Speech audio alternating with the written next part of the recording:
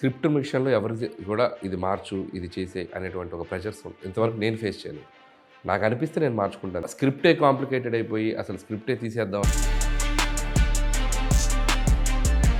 మీ దృష్టిలో కథ పెద్దదా? లేదంటే హీరో ఇమేజ్ పెద్దదా? నాకు తెలిసి first any day script is bigger than anything. ఒక మంచి కథ ఉంటేనే ఏ స్టార్కైనా. సంక్రాంతి వస్తున్న సినిమా మీకు రెస్పెక్ట్ తీసుకొచ్చింది. మనశంకర ప్రసాద్ ఏం తీసుకొచ్చింది? సంక్రాంతికి వస్తున్న నుంచి కొద్దిగా నేను ప్యాటర్న్ ఆఫ్ ప్రజెంటేషన్ మార్చాను. దీంట్లోకి వచ్చేసరికి ప్రతి సినిమా చేసేటప్పుడు ముందు సినిమా కంటే ఈ సినిమా ఏం డిఫరెన్షియేషన్ చేయాలి, దాంట్లో మనం టచ్ అయిన ఫ్యాక్టర్స్ ఏంటి, ఆ అనలైజేషన్ చేయకపోతే ఇప్పుడు ఇందులో కూడా హిందూ వదన కొంద వదన అనేది ఆయన ట్రోలే. ఆయన అందరు డైరెక్టర్లు ఇప్పటిదాకా అంటే చాలా తక్కువ మంది అలా చేయగలిగారు. వాళ్ళని కంఫర్ట్ జోన్లో పెట్టుకొని మనకేం కావాలి వాళ్ళేం చెప్తున్నారు. అంటే మోస్ట్లీ అందరూ కామెడీ అంటారు, కానీ నాకు పర్సనల్గా ఈ డైరెక్షన్ బాగా నచ్చేది యాక్షన్ సీక్వెన్స్. ఫైట్లో ఏదో కాన్సెప్ట్ ఉండాలి, ఫైట్లో ఏదో ఎమోషన్ ఉండాలి. ఈ రెండు ఉంటేనే ఫైట్ పెడతాను. ఊరికే ఫైట్ ఒక ఫోర్స్డ్ సిచ్యువేషన్ క్రియేట్ చేసి ఫైట్ పెట్టాలి. మీరు థియేటర్కి వెళ్ళినప్పుడు, ఒక సింగిల్ స్క్రీన్స్కి వెళ్ళినప్పుడు ఆడియన్స్ పర్స్పెక్టివ్లో చూస్తూ ఉంటారు కదా, లైక్ ఆడియన్స్ని చూస్తూ ఉంటారు సినిమా చూస్తున్నంతసేపు. సో వాళ్ళ వ్యాలిడేషన్ అనేది మీకు ఎంతవరకు ఇంపాక్ట్ ఉంటుంది? అదే మెయిన్ వ్యాలిడేషన్. రిలీజ్ అయ్యాక మనం స్క్రిప్ట్ అప్పుడు అనుకున్న ఫైనల్ జడ్జిమెంట్ ఆడిటోరియంలో వస్తుంది. ఆ రెండు మ్యాచ్ అయితే. నమస్తే sir. Hello, hi. I'm Dheeraj from filmy focus. Hi, hello. కొంచెం బాగా నీరసంగా ఉన్నారు, ఎనర్జీ అంతా వెళ్ళిపోయి. అంటే బాగా క్రష్ అయిపోయాం ఈ ఇంటర్వ్యూస్ తోటి. కంటిన్యూస్గా జరుగుతుంది కదా, కొద్దిగా ఏదైనా పర్లేదు, స్టార్ట్ ఎనర్జీ అదే వచ్చేస్తుంది. కానీ మీ కసి నచ్చుతుంది సార్ అసలు. ఎందుకంటే ఒక సినిమా రిలీజ్ అయిన తర్వాత దానికి హిట్ టాక్ వచ్చి, అందులో ఇండస్ట్రీ హిట్ టాక్ వచ్చి, అదే రేంజ్ కలెక్షన్స్ ఉన్నా కూడా ఇంకా స్టిల్ థియేటర్కి వెళ్తున్నారు, జనాలు కలుస్తున్నారు, టీవీ షోస్కి వెళ్తున్నారు, ఇంటర్వ్యూస్ అటెండ్ అవుతున్నారు. సో మీకు ఆ మోటివేషన్ ఏంటి సార్? వన్స్ రిలాక్సేషన్ రిలీజ్ అయిన అంటే ఒకప్పుడు సినిమా రిలీజ్ అయితే 50 days, ఎక్కువ ఒక 10 weeks వరకు ఉండేది సినిమా. ఇప్పుడు అంతా 2-3 weeksకే కదా వచ్చింది. సో సినిమా ఎంత కష్టపడి తీసామో అంత ఎంగేజింగ్గా 2 weeks 3 weeks ఆడియన్స్తో మనం ఉంటేనే అట్లీస్ట్ ఎంత ఒక 10% ఆఫ్ ఆడియన్స్ ఇంక్రీజ్ అయినా ఒక వీకెండ్కి, దట్ హెల్ప్స్ ప్రొడ్యూసర్ అండ్ సినిమాకి హెల్ప్ అవుతుందని ఒక చిన్న సాటిస్ఫాక్షన్ అంతే. సరే, మనం ఉండి ఖాళీగా ఉండి చేసేదే ఉంది, ఇంకో కథ రాసే గ్యాప్. సరదాగా ఆడియన్స్ దగ్గరికి వెళ్తే మనకి సినిమాని మనం ఎంజాయ్ చేయొచ్చు అనే ఒక ఇది. అయితే ఆడియన్స్ పర్స్పెక్టివ్లో చూస్తున్నప్పుడు మీ సినిమా అంటే మీకు ఎంత నమ్మకం ఉండి మీరు ఎంత ఇది హిట్ అయిపోయింది అనేది అనిపించినా కూడా, ఆడియన్స్ పర్స్పెక్టివ్లో చూస్తున్నప్పుడు అరే ఇది ఇంకాస్త బెటర్గా ఉండొచ్చేమో, లేదంటే ఇది ఇంకాస్త ఇదా చేయొచ్చు, ఇంకా బెటర్మెంట్ రావచ్చేమో అనుకుంటాం కదా, అలా ఏమైనా అనిపించిందండి మీకు? ఈజీగా అంటే ఏ సినిమాకి ఆ సినిమాకి ఏం కావాలో అది 90-100% చేస్తాం. ప్రతి సినిమాకి ఇది ఇంకా బాగుంటే బాగుండేది, ఇది ఇంకా బెటర్గా చేస్తే అనేది ఒక క్రియేటర్గా ప్రతి రైటర్కి ఉంటుంది. అది సాటిస్ఫాక్షన్ ఉండదు, ఇంకా చేస్తుంటే బాగుండేది అనేది. సో నాకు 80-90% కన్విక్షన్ వచ్చేసి చాలా ఐ విల్ బీ సాటిస్ఫై అయిపోతాను. ఇక రిజల్ట్ వచ్చాక చూసుకున్నాక ఓకే, ఈ ఏరియాస్ మనం ఏదైనా నెక్స్ట్ టైం ఇంకొద్దిగా బెటర్ చేయొచ్చు అనేది ప్రతి సినిమాకి ఉంటుంది. Not about this film. అది self analysis. So audience verdict ఇచ్చాక enjoy that success. If at all you personally feel something ఇంకేదైనా ఉంది లోపల అంటే you just correct it and move on. Okay.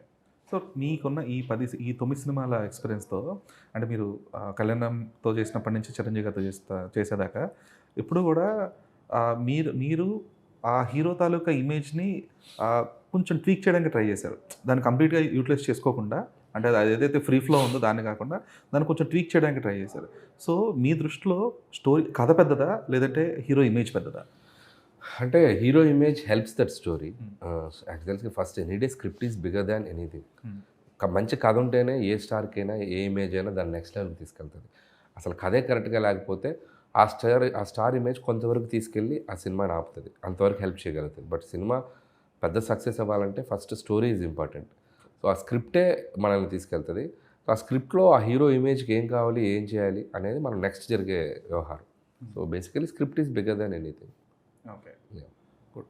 So అదే నాకు అనిపించేది ఏంటంటే, ఒక ఇమేజ్ని టేక్ ఓవర్ చేసి, ఒక స్టార్ ఇమేజ్ టేక్ ఓవర్ చేసి, ఆ స్టార్ ఇమేజ్లో అనిల్ రావిపూడి మార్క్ అనేది ఇన్సర్ట్ చేయడం అనేది ఒక బిగ్గర్ టాస్క్. అంటే అనిల్ రావిపూడి కనే కదా, ఏ డైరెక్టర్ కన్నా. బట్ మీరు అది కొంచెం ఇంకా జాయస్గా చేస్తారనిపించేది.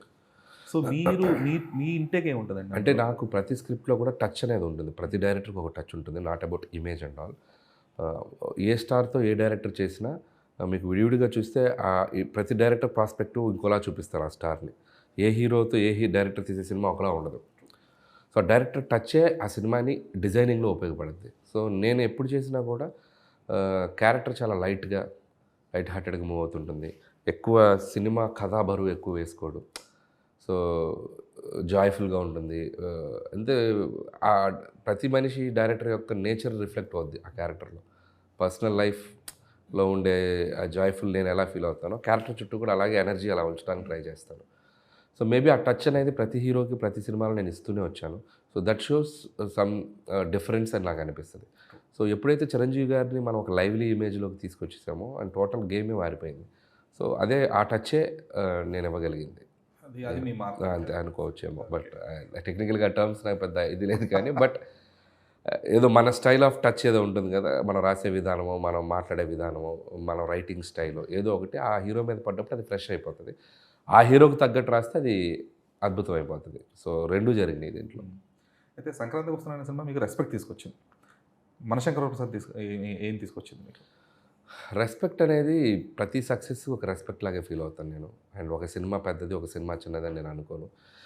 9 ఫిలిమ్స్ చేశాను. సో 9 ఫిలిమ్స్ ఆడియన్స్ యాక్సెప్ట్ చేశారు. That means they showed a little bit love and ఎంతో కొంత రెస్పెక్ట్ సినిమా తాలూకు వాళ్ళు చూపించారు కాబట్టి సక్సెస్ అయింది.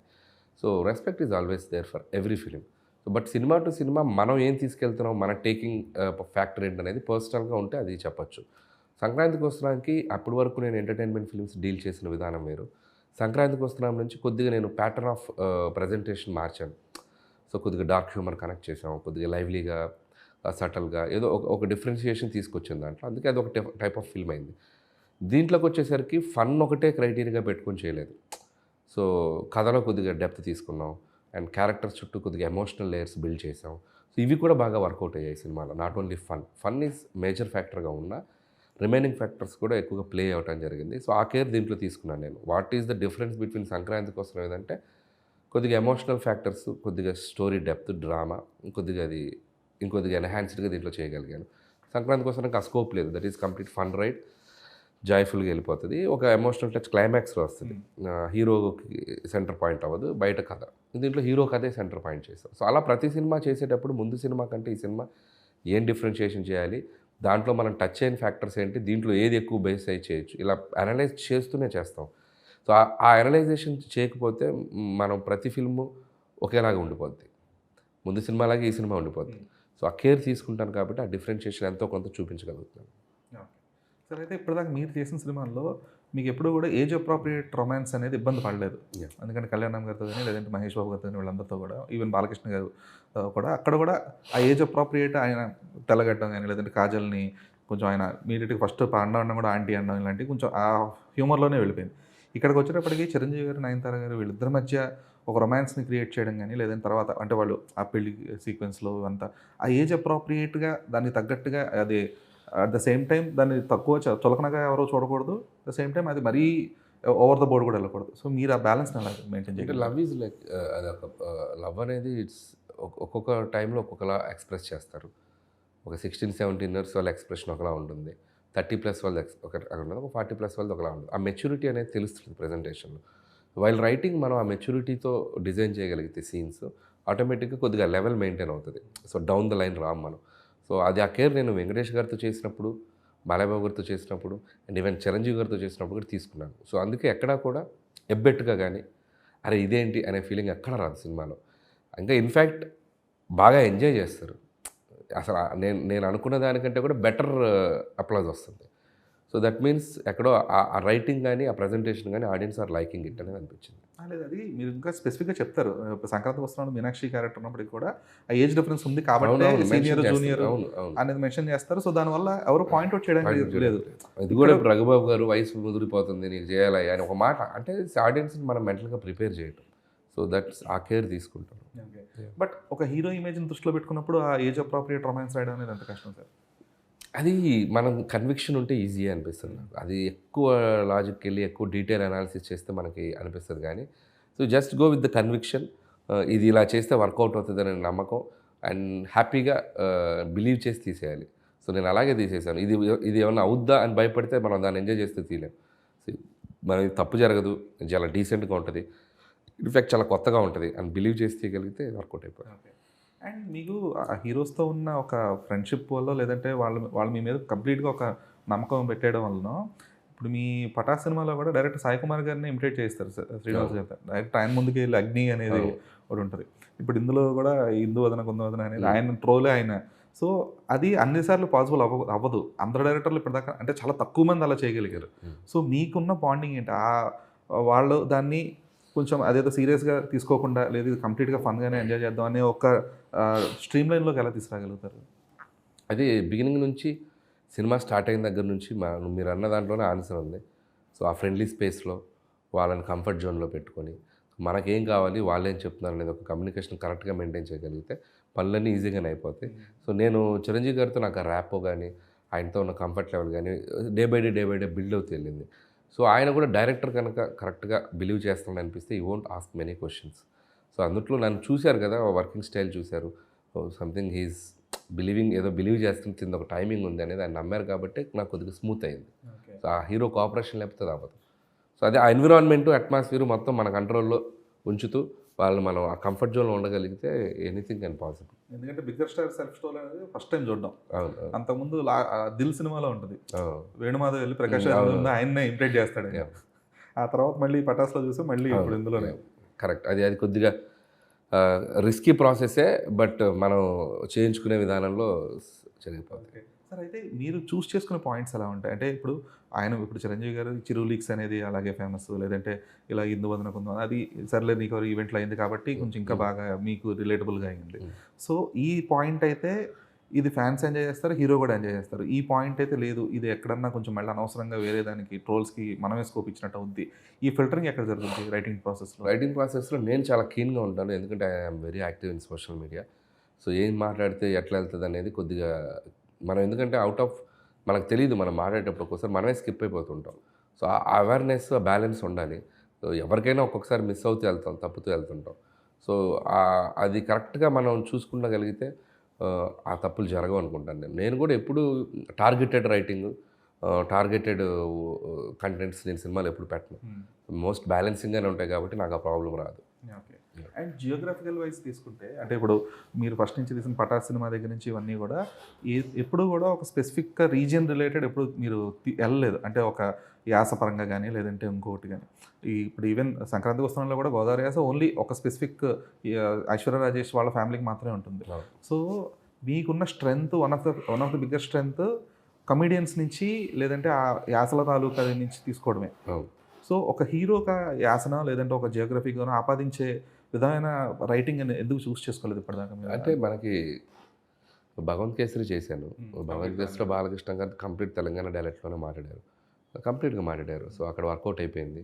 సంక్రాంతికి వస్తున్నంలో వెంకటేష్ గారు ఇస్ నాట్ ఫ్రమ్ గోదావరి, ఈ షిఫ్టెడ్ టు గోదావరి అల్లుడు, గోదావరి అల్లుడు కాబట్టి ఆయన మాట్లాడడానికి ఆస్కారం లేదు. సో అక్కడున్న క్యారెక్టర్స్ అని గోదావరి అన్నమాట. సో డిపెండింగ్ అపాన్ స్క్రిప్ట్ క్యారెక్టర్స్ని బట్టి మనం అది చేస్తూ ఉంటాం.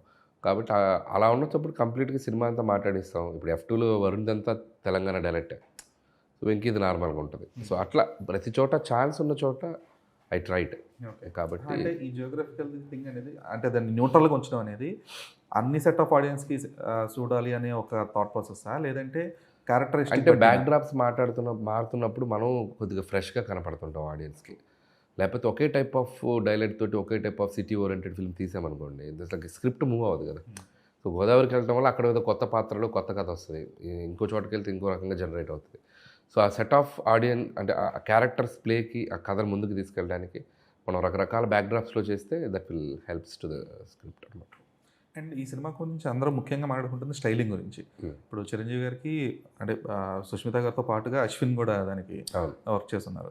సో అలాగే నయనతారకి అనువర్ధన్, విష్ణువర్ధన్ గారి వైఫ్, ఆవిడ వర్క్ చేస్తున్నారు. సో వీళ్ళతో వర్కింగ్ ప్రాసెస్ ఉన్నప్పుడు మీరు ఇన్పుట్స్ చాలా బాగుంటుంది. అండ్ మోర్ ఎవర్ ఈ డిజైనర్స్ ఎంత ఇన్వాల్వ్ అయ్యి చేస్తారో యాక్టర్స్ కూడా ఎంత ఇన్వాల్వ్ అయ్యి వాటితో కోఆర్డినేట్ చేసుకుంటారు. Nayanthara garu is very keen about her costumes and look. And Anuvardhan garu అయితే చాలా కష్టపడి ఆవిడ కూడా చాలా ఆప్షన్స్, రిఫరెన్సెస్ త్రూ అవుట్ నాతో టచ్లో ఉండే. అండ్ వి త్రీ గ్రూప్లో అన్ని డిస్కస్ చేసుకుని ఫైనల్ చేసాం. వన్స్ ఒకసారి లుక్ డిజైన్ చేయడంతోనే ప్రాబ్లం నయనతార గారితో. ఈ సినిమా లుక్ ఇది అని డిజైన్ అయిపోతే ఇక డిస్కషన్ ఉండదు. సో కాబట్టి ఆవిడతో కంఫర్టబుల్గానే అయిపోయింది. అండ్ అశ్విన్ ఈజ్ నాతో చాలా సినిమాలు వర్క్ చేస్తూ వచ్చాడు. అండ్ ఈ సినిమాకి ఇంకా సుస్మిత గారు ప్రొడ్యూసర్గా బిజీ ఉన్నారు కాబట్టి she can't handle everything. So costumes అశ్విన్కి అప్పచెప్పాం. She supervised and Chiranjeevi garu కూడా దగ్గరుండి ఏ కాస్ట్యూమ్ వేయాలి, ఏ సీన్కి ఏది ఉండాలి, ఏ కలర్ వేయాలి, ఎలాంటి సెటప్ చేస్తే బాగుంటుందని చెప్పి వాళ్ళ దగ్గరుండి గైడ్ చేసుకున్నారు. సో కాబట్టి he also took so much care about his looks అనమాట. సో అది కూడా హెల్ప్ అయింది. ఎందుకంటే నయనతార గారిని ఆ కైండ్ ఆఫ్ రోల్స్లో చూస్తూ వచ్చాం కానీ ఇంత ఎలిగెంట్గా చూడడం అనేది ఇందులోనే జరిగింది. సో అండ్ స్పెసిఫిక్గా ఆవిడ ఆ స్లీవ్లెస్ బ్లౌజెస్ గురించి అది చాలా స్పెసిఫిక్గా చాలామంది ఇన్స్టాగ్రామ్లో లేడీస్ కానీ వీళ్ళందరూ మాట్లాడుకోవడం పాయింట్అవుట్ చేస్తున్నాను నేను కూడా. అంటే ఆ కేర్ అనేది ఓకే, అందులో మళ్ళీ 2 వేరియేషన్స్ ఉంటాయి. ఈ మిడిల్ క్లాస్ వైఫ్గా చూపించినప్పుడు ఒక రకమైనది ఉంటుంది, రిచ్గా చూపించినప్పుడు ఇది. ఓకే సార్, అయితే ఈ ఫ్యామిలీ బ్యాక్గ్రౌండ్స్ అనేవి అంటే వాళ్ళ తాలూకా ఏదైతే వాళ్ళ ఫ్యామిలీ సిచ్యువేషన్ ఉంటుందో, అంటే మిడిల్ క్లాస్ కావచ్చు లేదా లోవర్ మిడిల్ క్లాస్ కావచ్చు, రిచ్ ఇట్లా చూపించినప్పుడు మీరు దానికి అనుగుణంగా ఆ ప్లాట్ మొత్తాన్ని తీసుకోవడం లేదంటే ఆ బ్యాక్గ్రౌండ్ మొత్తాన్ని క్రియేట్ చేయడం అనేది ఎంతవరకు ఫీజిబుల్ ఉంటుంది మీకు రకరకాల థీమ్స్ ఉన్నప్పుడు? అంటే ఫ్యామిలీ బ్యాక్గ్రౌండ్ కథలు తీసుకున్నప్పుడు కాదు సార్, ఇప్పుడు చిరంజీవి గారు మిడిల్ క్లాస్ బ్యాక్గ్రౌండ్ అన్నట్టు చూపించారు, నయనతారది రిచ్ బ్యాక్గ్రౌండ్ అన్నట్టుగా చూపించారు, రాజా ది గ్రేట్లో లోవర్ మిడిల్ క్లాస్ అన్నట్లుగా చూపిస్తారు. సో అలాగా డిఫరెంట్ బ్యాక్గ్రౌండ్స్ ఉన్నప్పుడు మీరు దానికి తగ్గట్టుగా ఇది ఎప్పుడు కూడా ఒక న్యూట్రల్గా ఎప్పుడు వెళ్ళలేదు. మీరు కంప్లీట్గా ఇక్కడ ఒక ఆ rich and poor status difference ఎప్పుడు కూడా చూపిస్తూ వచ్చారు ప్రతి మూవీలో. సో దీనికి తగ్గట్టుగా మీరు స్క్రీన్ ప్లే వైజ్ కానీ లేదంటే స్టోరీ సెటప్ వైజ్ కానీ తీసుకునే అంటే స్క్రిప్ట్ని బట్టే సిచ్యువేషన్స్ని బట్టే సెటప్స్ వస్తూ ఉంటాయి. సో మనం తీసుకెళ్లే కథ ఎలా వెళ్తుందో దాన్ని బట్టి సెటప్స్ వస్తాయి. So most of the time నేను మిడిల్ క్లాస్ ఓరియంటేషన్ ఎక్కువ ఉంటుంది నా సినిమాల్లో. సో కొద్దిగా ఆ ఫ్యామిలీ బ్యాక్డ్రాప్ ఫిల్మ్స్ చేసినప్పుడు ఆ మిడిల్ క్లాస్ ఓరియంటేషన్లోనే వెళ్తాయి. సో మనకి ఇప్పుడు దీంట్లో చూసుకుంటే కథ ప్రకారం ఒక డబ్బున్న అమ్మాయి అని తెలియటం కోసం ఒక రిచ్ బ్యాక్డ్రాప్ చేస్తాం. సో కథ అంతా ఒక అమ్మాయి ఇలాంటి ఒక బిజినెస్ మ్యాన్ ఇంట్లో జరుగుతుంది కాబట్టి so depend upon script. So but మేజర్గా నా మైండ్ సెట్గా ఆ మిడిల్ క్లాస్ ఓరియంటేషన్ అనేది ఎక్కువ డామినెంట్గా ఉంటుంది. సో రిమైనింగ్ సిచ్యువేషన్స్ బట్టి స్క్రిప్ట్ని బట్టి అవును. ఇప్పుడు కూడా అంటే మోస్ట్లీ అందరూ కామెడీ అంటారు కానీ నాకు పర్సనల్గా మీ డైరెక్షన్ డిపార్ట్మెంట్లో అంటే మీ డైరెక్షన్లో బాగా నచ్చేది యాక్షన్ సీక్వెన్సెస్. ఎందుకంటే పటాస్లో ఏదైతే ఇండియా మ్యాప్ వచ్చే కైండ్ ఆఫ్ ఒక సీక్వెన్స్ కానీ లేదంటే ఫారెస్ట్ సీక్వెన్సెస్ కానీ లేదంటే ఈవెన్ ఇందులో రమణ లోడ్ ఎత్తాల సీక్వెన్సెస్ కానీ వీటి మీద చాలా స్పెషల్ కేర్ చూపించి తీసుకుంటారనిపిస్తుంది. సో మీకు ఇన్స్పిరేషన్స్ ఏమి ఉంటాయి? నాకు ఫైట్ ఫర్ ఫైట్ అంటే చాలా ఇబ్బందిగా ఫీల్ అవుతాను. ఫైట్లో ఏదో కాన్సెప్ట్ ఉండాలి, ఫైట్లో ఏదో ఎమోషన్ ఉండాలి, ఈ రెండు ఉంటేనే ఫైట్ పెడతాను నేను. ఫస్ట్ సినిమా నుంచి కూడా అదే ఆలోచించేవాడిని. ఊరికే ఫైట్ ఒక ఫోర్స్డ్ సిచ్యువేషన్ క్రియేట్ చేసి ఫైట్ పెట్టాలంటే కొద్దిగా ఇబ్బంది ఉంటుంది. సో అలా ఉంటే పెడతా, లేదంటే అసలు ఫైట్ అవాయిడ్ చేస్తా, అవసరం లేదనిపిస్తుంది. అందుకే ఫైట్ వచ్చిన ప్రతిసారి ఎయిదర్ హై ఆక్టెన్ ఎమోషనల్గా ఉండాలి లేదా ఒక కాన్సెప్ట్ ఉండాలి. దీంట్లో కూడా మీరు అబ్జర్వ్ చేస్తే చిరంజీవి గారి ఫస్ట్ ఫైట్లో ఫైట్ అయ్యేసరికి రెడీ అయిపోతాడు. ఆయన ఎంతవరకు అబ్జర్వ్ చేస్తారో తెలియదు కానీ ఆయన చేతులు కట్టేసి కూర్చోబెడతారు కదా, ఫైట్ వెళ్ళే ప్రాసెస్లో కోట్ వేసుకుంటారు, టై వేసుకుంటారు, కలద్దలు పట్టుకుని నీట్గా రెడీ అయిపోతారు. సో అలా ఆ ఫైట్కు కాన్సెప్ట్. క్లైమాక్స్లో కూడా ఆ చిన్న కార్ కాన్సెప్ట్ పెట్టాం, ఫెరారీ వేసుకొచ్చేసి నుంచోవటం. సో మళ్ళీ ఫైట్లో ఇద్దరు హీరో విలన్ మాట్లాడుకోవటం. సో ఏదో ఒక కంటెంట్ ఓరియంటేషన్తో ఉంటే ఫైట్ బాగుంటుందని నా ఫీలింగ్. సో అందుకని అవి స్పెషల్గా నిలబడతాయి, ఊరికే ఫైట్ ఫర్ ఫైట్ లాగా అనిపించాం. సో అందుకని ఆ రమణాలో ఎత్తలు రావచ్చు, పటాస్లో అవ్వచ్చు, మదర్స్ రాపిడ్ ఫోర్స్ అని ఆ ఫైట్ అవ్వచ్చు, సుప్రీంలో ఫిజికల్లీ ఛాలెంజ్డ్ పీపుల్ ఫైట్ అవ్వచ్చు, రాజాది గ్రేట్లో throughout visually challenged concept ఫైట్లు ఉంటాయి. అండ్ భగవంత్ కేసరి అయితే ప్రతిదీ హై అండ్ కాంటెంట్ ఫైట్ ఉంటుంది. అన్నీ ప్రతి చోట ఫైట్ అంటే ఏదో ఒక కాన్సెప్ట్, ఒక ఎమోషనల్ లేయరో అట్ ది సేమ్ టైం ఏదో ఒక గేమ్ ఉంటుంది దాంట్లో. So I prefer that, otherwise or else నేను అసలు ఫైట్ పెట్టడానికి ఇష్టపడను. లేదు, ఎందుకంటే ఆ ఫైట్ సీక్వెన్సెస్ కూడా మీరు ఎప్పుడు ఎమోషన్ అనేది కొంచెం హై ఎమోషన్ తీసుకుంటారు. ఎందుకంటే పటాస్లో అన్ని ఫైట్ సీక్వెన్స్లు ఉన్నా కూడా ఏదైతే ముస్లిం ఏరియాలోకి వెళ్ళిన తర్వాత ఒక ఎలివేషన్ ఉంటుందో అది బిగ్గర్ ఎలివేషన్. ఈ ఇండియా ఫ్లాగ్ వచ్చి డైరెక్ట్ అశోక్ రాణాతో ఉన్నప్పటికీ కూడా అది నా వరకు అది బిగ్గర్ ఎలివేషన్. ఎందుకంటే ఒక ఏరియాలో ఒక్కడే వెళ్ళి అరెస్ట్ చేసుకుంటూ అది అసలు అది అంటే మీ కామెడీలో కన్వీనియన్స్ ఉంటుందేమో కానీ యాక్షన్లో కన్వీనియన్స్ ఉండదు. కామెడీ అంటే కన్వీనియన్స్ తీసుకోకపోతే కామెడీ చేయలేదు. అంటే కొంచెం కన్వీనియంట్గా వెళ్ళిపోతుంటుంది, బట్ యాక్షన్లో చాలా తప్పదు, తప్పదు, అలాగే రాయాలి. కామెడీ అంటే మన సిచ్యువేషన్ మనకు తగ్గట్టు మార్చుకుంటేనే మనం కామెడీ చేయగలం. సిచ్యువేషన్లో ఉండి కామెడీ చేయాలంటే కొద్దిగా ఇది అవుతుంది. సో అది రిస్కీ ప్రాసెస్ అనమాట. ఓకే, అయితే మీరు రైటింగ్ ప్రాసెస్ అనేది అంటే ఇప్పుడు మొన్న కూడా చెప్పారు ఒక ఐడియా క్రాక్ చేశాను అని చెప్పేసి. సో ఈ ఐడియా క్రాకింగ్ అనేది ఇప్పుడు కోర్ పాయింట్ క్రాక్ చేస్తారా లేదంటే ఏదైతే హీరో క్యారెక్టర్ ఉంటుందో దాని క్రాక్? లేదు, కోర్ పాయింట్ క్రాక్ చేస్తాం. సినిమా ఎక్కడ మొదలవుతుంది, ఏంటి క్యారెక్టర్లు, ఎవరి మధ్య ప్లే జరుగుతుంది, ఎలా ఎండ్ అవబోతుంది, అంతే. ఇది వచ్చేస్తే దాని మీద మనకు ప్లే చేస్తే స్కెలిటన్ వచ్చేస్తుంది. ఓకే, ఫస్ట్ ఆ పిక్చర్ అర్థమైపోతుంది. సో ఇలాంటి స్పేస్లో మనం చేయబోతున్నాం అనేది అర్థమైనప్పుడు ఆటోమేటిక్గా దానికి తగ్గట్టు దాన్ని ఇంప్రూవైజ్ చేసుకుంటూ ఇక బోలెడు మార్పులు జరుగుతూ వెళ్తుంది వెళ్ళే ప్రాసెస్లో. సో ఈ కోర్ పాయింట్ బట్టి క్యాన్వాస్ బిల్డ్ చేసుకుంటారా సార్ మీరు? అంతే. ఓకే. కోర్ పాయింట్ వచ్చాకే మిగతాదంతా సెట్ అయితే వస్తుంది. ఆర్టిస్టులు ఎవరు, ఎలాంటి ఆర్టిస్టులు పెడదాం, ఎలాంటి హీరోలు, ఎలాంటి ఉండాలి సీక్వెన్స్లు అన్నీ ఇంక అక్కడి నుంచి స్టార్ట్ అవుతుంది. ఓకే. ఎందుకంటే ఒక్కోసారి core point might not need a bigger canvas, but ఆ స్టార్కి బిగ్గర్ క్యాన్వాస్ అవసరం ఉంటుంది. అప్పుడు అదే కదా మనకి పాయింట్ని బట్టే క్యాన్వాస్ వెళ్తుందిగా. ఇప్పుడు మనం సరే పాయింట్ అనుకున్నాం, పలానా హీరో అన్నప్పుడు ఆటోమేటిక్గా దాన్ని పెంచుతాంగా. ఇప్పుడు ఇదే స్టోరీ లేను ఇంకొక హీరోకి చేస్తే ఇంకోలా మారుతుంది. చిరంజీవి గారికి ఇలా చేసాం, ఇంకొక హీరో చేస్తే ఇంకొకలా మారిపోద్ది. అలా ప్రతి హీరోకి తగ్గ ఇమేజ్కి తగ్గట్టు ఆయన స్ట్రెంత్ ఏది ఉందో దాన్ని బట్టి ఇంకోలా డిజైన్ చేసుకుంటూ వెళ్తాం. సో అది క్యాన్వాస్ అలాగే చేసుకుంటూ వెళ్తాం. ఓకే. ఓకే. అండ్ ఈ సినిమాలో ఇంకొకటి జనాలు బాగా చేసింది పంచులు. స్పెసిఫిక్గా తాపీ మేస్త్రి అండి అని చెప్పేసి అనేది అది అప్పటిదాకా చాలా సీరియస్గా గోడలు కడతానని చెప్పేసి అంటే అంటే చాలా ఎమోషనల్ డైలాగ్, అది చాలా పవర్ఫుల్ డైలాగ్ కైండ్ ఆఫ్ ఉంటుంది. ఈయన చాలా సింపుల్గా తాపీ మేస్త్రి ఏంటా గోడలు కట్టాలి. అదొకటి మళ్ళీ మీరేమన్నా విలన్తో అని చెప్పేసి అంటారు కదా, పుణ్య పురుషులా మీరు అని చెప్పేసి అనే కైండ్ ఆఫ్ సీక్వెన్స్. కారణ జన్మలేంట్రా. కారణ జన్మలు ఏంటారా మీరు, కారణం లేకుండా. సో ఇలాంటి అంటే ఈ రైటింగ్ టీమ్ ఈ అర్జున్ మహంకాళి వీళ్ళందరూ కూడా ఆ రోజు అసలు ఆయన ఆ రోజు స్పీచ్ ఇచ్చిన దానికి షాక్ అయ్యారు చాలా మంది, ఆ ఫ్లో ఏంటి అని చెప్పేసి. మోస్ట్ ఆఫ్ ద టైమ్ ఎలా ఉంటుందంటే మేజర్ కోర్ కంటెంట్ నేను ఫిక్స్ అయిపోతాను. 80% 70% కథ అనుకున్నప్పుడు మాట్లాడేటప్పుడు ఒక 70% మనకి కోర్ కంటెంట్ వచ్చేస్తుంది. ఇప్పుడు మిగతా రైటర్స్ అజ్జు కానీ నాగా అని ఇంకొక అబ్బాయి చాలా బాగా చేశారు. అండ్ ఎలివే సాయి నారాయణ ఈ స్క్రిప్ట్ సైడ్కి రోల్, సాయి నా ఫ్రెండ్ కానీ తన జడ్జిమెంట్ కానీ, నారాయణ కానీ స్క్రీన్ అనాలిసిస్లు, సీన్ ఎక్స్టెన్షన్లు, సీన్ మాట్లాడే విధానం కానీ, సీన్ కన్స్ట్రక్షన్లో కానీ ఆయన బాగా హెల్ప్ ఉంటుంది. అలాగే మా బాబాయ్ అరుణ్ ప్రసాద్ గారు, వీళ్ళంతా మేజర్ స్క్రిప్ట్ డిస్కషన్లో వెళ్తుంటాం. ఇక డైలాగ్ వెర్షన్స్కి వచ్చేసరికి అజ్జు అండ్ నాగాని ఇద్దరు రోల్ చేస్తున్నారు. సో ఇక వాళ్ళిద్దరికైతే ఇక నెంబర్ ఆఫ్ వెర్షన్స్ రాయాలి. అంటే ఒక దాంతో మనం సాటిస్ఫై అవ్వం, ఇంకా మారుస్తాం ఈ రోజుల్లో కంటెంట్ మారుస్తుంటాం చేసి దాంట్లో క్లబ్ చేస్తుంటాం. దాంట్లో ఒకటి దీంట్లో ఒకటి మన అన్ని మిక్స్ చేసుకుంటూ వెళ్తూ ఉంటాం. And in that way team is most important. Correct. మీ టీంలో మీరు ఒక సెకండ్ యూనిట్ డైరెక్టర్గా నమ్మే వ్యక్తి ఎవరు? సెకండ్ యూనిట్ డైరెక్టర్గా అంటే అన్నీ నేనే మీదేసుకుని వెళ్ళిపోతాను, అవకాశం ఇంకొకరికి ఇవ్వను. ఎందుకంటే 80% చిన్నది కూడా తీయాలని అవి అంటే మౌంటైన్స్ కాదు, పాసింగ్లు ఏమన్నా ఉన్నాయి మాత్రం రాజేష్ అని ఒక అబ్బాయి కో డైరెక్టర్ తను చేసుకుంటాడు, చేసి చూపిస్తారు. మేజర్ డైలాగ్ టాక్కి ఇంపార్టెంట్ ఉంది, ఏది వదలను నేను. ఇంకా సమీర్ రెడ్డి గారు ఈజ్ సూపర్ కెమెరా, ఆయనకు వదిలేస్తాను. సమీర్ రెడ్డి గారు చూసుకుంటారు ఏమన్నా వైట్ షాట్. ఇప్పుడు ఇంటి ఎక్స్టీరియర్ షాట్లు అన్నీ ఉన్నాయి, మొత్తం సమీర్ రెడ్డి గారు తీసినాయి. నైట్ ఎఫెక్ట్లు కానీ, డే ఎఫెక్ట్లు కానీ, ఫ్లై క్యామ్ షాట్లు, కార్ పాసింగ్లు, ఇవన్నీ మన టీం రాజేష్ వెళ్ళి తీసుకొచ్చినాయి అట్లా. సో మేజర్ ఏది ఉందో అది నేనే చూసుకుంటాను. డెసిషన్ మేకింగ్కి వీళ్ళు ఉంటారు, సాయి ఉంటాడు అండ్ నారాయణ. సీన్ అయ్యాక సీన్ చూసేసి వర్కౌట్ అయింది లేదు ఇంకేదైనా నెక్స్ట్ ఉంటే ఏదైనా చేయాలి అట్లా. సో 99% ఆఫ్ ద ఫిల్మ్ మీరే చేస్తారు. 100%. అసలు నేను ఒక్క ఫ్రేమ్ కూడా నాకు తెలియకుండా ఉంటే నేను ప్యానిక్ అయిపోతాను. సో ఏదైనా నా కనుసన్నల్లో నాకు కనపడేలా జరగాలి. ఇక పాసింగ్లు అయ్యి అంటే ఇట్స్ ఓకే, అవి ఆపరేట్ చేసుకొని వచ్చేస్తారు. ఎందుకంటే కొన్ని పెద్ద సినిమాలకు విన్నది ఏంటంటే క్రౌడ్ షాట్స్ కానీ లేదంటే టీవీ చూస్తున్నట్టు కైండ్ ఆఫ్ షాట్స్ ఇవన్నీ కూడా assistant director, second unit director చేస్తారు. ఆర్టిస్టులు మెయిన్ ఉన్నాయి, నేను చేసుకుంటాను. ఆర్టిస్ట్ లేని షాట్లు ఏమైనా ఉంటే నేను మన టీం చేసేస్తారు. మ్యాక్సిమం ఆర్టిస్ట్లోనే ఉంటాయి కదా 90%, 10%. ఓకే. అండ్ మీ సినిమాలో మినిమల్ సీజీ ఉంటుంది సార్ ఇప్పుడు కూడా, అది ఎందుకు? ఆ స్పెసిఫిక్ చాయిస్ ఎందుకు? కథను బట్టి కదా. మనం ఇంట్లో విఎఫ్ఎక్స్ మామూలు నార్మల్ లైఫ్ మూమెంటరీ సిచ్యువేషన్స్తో చేసే కథలు కదా ఇవి. మ్యాక్సిమం విఎఫ్ఎక్స్కి ఛాన్స్ తక్కువ ఉంటుంది. సో అప్పటికి దీంట్లో అక్కడక్కడ చేసుకుంటూ వచ్చాం. మినిమల్ ఉంటుంది. మీకు శశిరేఖ సాంగ్లో మ్యాక్సిమం కొన్ని బ్యాక్ ల్యాండ్స్కేప్స్, హిల్స్ అన్నీ కూడా మనం పెట్టినవే. అలాగే ఫారెస్ట్ ఎపిసోడ్లో కూడా కొద్దిగా డెప్త్ క్రియేట్ చేయటాలు.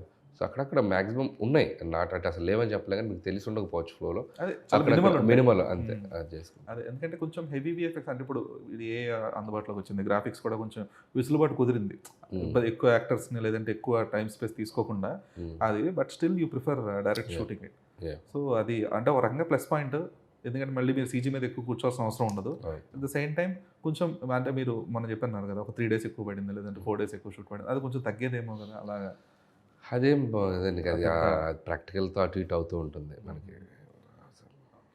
బట్ మీరు ఒక సినిమా మొత్తం కంప్లీట్ అయిపోయిన తర్వాత లేదంటే మీ స్క్రిప్టింగ్ కంప్లీట్ అయిపోయిన తర్వాత, సో స్క్రిప్టింగ్ స్టేజ్లో మీకు వ్యాలిడేషన్ ఏంటి, సినిమా కంప్లీట్ అయిపోయిన తర్వాత వ్యాలిడేషన్ ఏంటి? అంటే స్క్రిప్టింగ్లో వచ్చే వ్యాలిడేషనే ఫైనల్ వ్యాలిడేషన్ అండి. పెద్ద మార్పు ఉండదు ఫైనల్. స్క్రిప్ట్ అప్పుడు మనకు అనిపించిందే ఫైనల్ వర్డిక్ట్ ఉంటుంది, అక్కడే తెలిసిపోద్ది అది ఏ లెవెల్కి వెళ్తుంది అనేది. మేకింగ్ ఎగ్జిక్యూషన్ ఉంటుంది. తక్కువగా తీస్తే తక్కువ హిట్ అవుతుంది, ఎక్కువగా తీస్తే ఎక్కువ హిట్ అవుతుంది. So script is the final verdict అంతే. ఆ స్క్రిప్ట్ అయిపోయాక ఇది ఈ రేంజ్ సినిమా అవుద్ది అని అనిపిస్తుంది మనకి, అది జెన్యున్గా అనిపిస్తుంది. అది మన మేకింగ్లో ఎగ్జిక్యూషన్లో ఎంత బాగా తీస్తే అంత పెద్ద హిట్ అవుతుంది, కొద్దిగా తగ్గితే కొద్దిగా తక్కువ హిట్ అవుతుంది అంతే. ఓకే సార్, అయితే ఈ వ్యాలిడేషన్ అనేది ఒక్కసారి ఇప్పుడు మీరు థియేటర్కల్ వెళ్ళినప్పుడు, ఒక సింగిల్ స్క్రీన్స్కి వెళ్ళినప్పుడు ఆడియన్స్ పర్స్పెక్టివ్లో చూస్తూ ఉంటారు కదా, లైక్ ఆడియన్స్ని చూస్తూ ఉంటారు సినిమా చూస్తున్నంతసేపు. సో వాళ్ళ వ్యాలిడేషన్ అనేది మీకు ఎంతవరకు ఇంపాక్ట్ ఉంటుంది? అదే మెయిన్ వ్యాలిడేషన్. రిలీజ్ అయ్యాక మనం స్క్రిప్ట్ అప్పుడు అనుకున్న ఫైనల్ జడ్జిమెంట్ ఆడిటోరియంలో వస్తుంది. ఆ రెండు మ్యాచ్ అయితే సరే సినిమా పెద్ద హిట్, అదే మనకి ఎనర్జీ. సో అది క్రాస్ చెక్ చేసుకుంటూ ఉంటాం కదా. ఏ డైరెక్టర్ని వెళ్ళి ఆడిటోరియంలో కూర్చొని చూసుకొచ్చుకుంటాడు తన సినిమా, దొంగచాటుగానే వెళ్ళి చూసుకొచ్చుకుంటాడు. ఎందుకంటే ఏ సీన్కి ఎలా రియాక్ట్ అవుతున్నారో, దేనికి రెస్పాండ్ అయ్యారు, దేనికి రెస్పాండ్ అవ్వలేదు, ఇలాంటి సీన్స్ వచ్చినప్పుడు కొద్దిగా మనం జాగ్రత్త పడాలనేది మనకి అక్కడే క్లియర్ కట్ అనాలిసిస్ తెలుస్తుంది. కాబట్టి దట్ ఈస్ ఈ స్క్రిప్ట్ దగ్గర వచ్చేది మనం అనుకునే జడ్జిమెంట్, ఆడియన్స్ వచ్చేది వాళ్ళు ఇచ్చే జడ్జిమెంట్. ఈ రెండు మ్యాచ్ అయితేనే.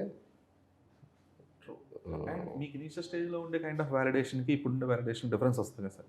ఎందుకంటే ఇనీషియల్గా మీరు పటాస్కి ఫస్ట్ డ్రాఫ్ట్ మీకు ఓకే అయ్యి ఉండకపోవచ్చు, అందులో కొన్ని చేంజెస్ జరుగుండొచ్చు. బట్ ఇప్పుడు మనశంకర్ ప్రసాద్ లేదంటే సంక్రాంతి వస్తున్నాం లేదంటే ఇప్పుడు నెక్స్ట్ తీయబోయే సినిమాకు అనిల్ రావుడ్ అంటే ఓకే ఒక నమ్మకం క్రియేట్ అయిపోయి సరే మీరు ఏదనుకుంటే అదే అనే ఒక ఇమేజ్, ఒక నమ్మకం బిల్డ్ చేసుకున్నారు మీరు. సో ఇప్పుడు ఇక్కడ వ్యాలిడేషన్ నార్మ్స్ మారుతాయి కదా. నాకు నా విషయంలో అసలు పటాస్ సినిమా నుంచి కూడా నేను ఏదనుకుంటే అదే తీసాను. పటాస్ కూడా నేను అనుకున్న 70 సీన్లు ఉన్నాయి, అవే ఉన్నాయి. 70 సీన్లు ఇవే, ఈ చెప్పాను ఇదే తీస్తానని అదే తీశాను. అసలు వాళ్ళు కూడా కళ్యాణ్ రామ్ గారు కూడా ఎప్పుడు కూడా ఇన్సిస్ట్ చేయలేదు ఇది మార్చు అది మార్చు, వదిలేసారు బిలీవ్ చేసేసి. వన్స్ ఆ సినిమా సక్సెస్ తర్వాత ఇంకా మనకి ఇంకో అవకాశం లేదు కదా. మన నమ్మకం ప్రతి సినిమా ఆడుతుంది కాబట్టి, సో మన బిలీఫ్ కంటిన్యూ అవుతుంది కాబట్టి స్క్రిప్ట్ విషయంలో ఎవరు కూడా ఇది మార్చు ఇది చేసే అనేటువంటి ఒక ప్రెషర్స్ ఇంతవరకు నేను ఫేస్ చేయలేదు. నాకు అనిపిస్తే నేను మార్చుకుంటాను తప్ప, ఏదైనా చెప్పినా సజెషన్స్గా చెప్పినవి డెఫినెట్గా కన్సిడరబుల్ చేస్తాం, హెల్తీ డిస్కషన్లో చెప్పేది. అంతేగాని స్క్రిప్టే కాంప్లికేటెడ్ అయిపోయి అసలు స్క్రిప్టే తీసేద్దాం అన్నది ఎప్పుడు జరగల. ఫస్ట్ అనుకున్నది అటెంప్ట్ చేసి చేసుకుంటూ వెళ్ళిపోయాం. ఈ కథ అనుకున్నది ఎక్కడ మిస్ఫైర్ అవ్వలేదు. ఆ హీరో దగ్గరికి వెళ్ళినా కూడా యాక్సెప్ట్ చేయటం, అది రిలీజ్ అవటం, సక్సెస్ అవటం, అలాగే వెళ్ళిపోయాం. సరే, అయితే మీకు ఈ బిలీవబిలిటీ పెరిగే కొద్దీ ఇమేజ్ ఎప్పుడైతే పెరుగుతుందో, ఇప్పుడు రెండు రీజనల్ ఇండస్ట్రీ హిట్స్ రెండు కూడా.